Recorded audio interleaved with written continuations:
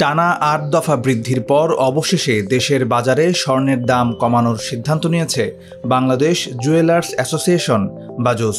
২২ October বুধবার রাতে পাঠানো এক সংবাদ বিজ্ঞপ্তিতে সংগঠনটি জানিয়েছে, প্রতি ভরি ২২ ক্যারেট স্বর্ণের দাম ৮,৩৮৬ টাকা কমানো হয়েছে।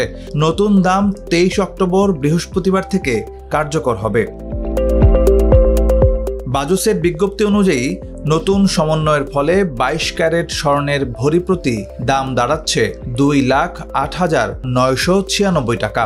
এর আগে ১৯ অক্টোবর দাম ছিল ২,১৬,৩৮২ টাকা, অর্থাৎ ভরি প্রতি প্রায় ৮,০০০ টাকার বেশি কমেছে। অন্যান্য ক্যারেটের স্বর্ণের দামও কমানো হয়েছে। ২১ ক্যারেট স্বর্ণের দাম নির্ধারণ করা হয়েছে ১,৯৯,৫০১ টাকা। ১৮ ক্যারেটের দাম ১,৭০,৯৯৪ টাকা এবং সনাতন পদ্ধতিতে তৈরি স্বর্ণের দাম ১,৪২,২১৯ টাকা প্রতি ভরি। বাজুস জানিয়েছে, স্থানীয় বাজারে তেজাবি স্বর্ণ বা পিওর গোল্ডের দাম কমে যাওয়ায় সার্বিক পরিস্থিতি বিবেচনায় নতুন দাম নির্ধারণ করা হয়েছে।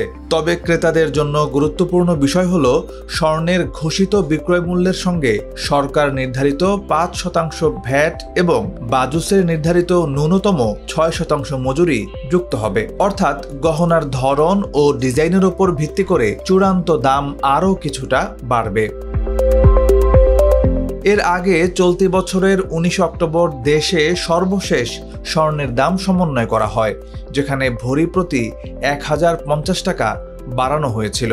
এই নিয়ে ২০২৪ সালে এখন পর্যন্ত মোট ৬৭ বার স্বর্ণের দাম সমন্বয় করা হয়েছে। এর মধ্যে ৪৮ বার দাম বেড়েছে আর কমেছে মাত্র ১৯ বার। এবার শুধু স্বর্ণ নয়, রূপার দামও কমানো হয়েছে।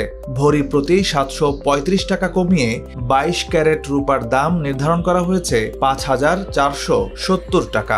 ২১ ক্যারেট রূপা এখন ভরি প্রতি ৫,২১৪ টাকা, ১৮ ক্যারেট ৪,৪৬৭ টাকা এবং সনাতন পদ্ধতির রূপা ৩,৩৫৯ টাকা নির্ধারণ করা হয়েছে।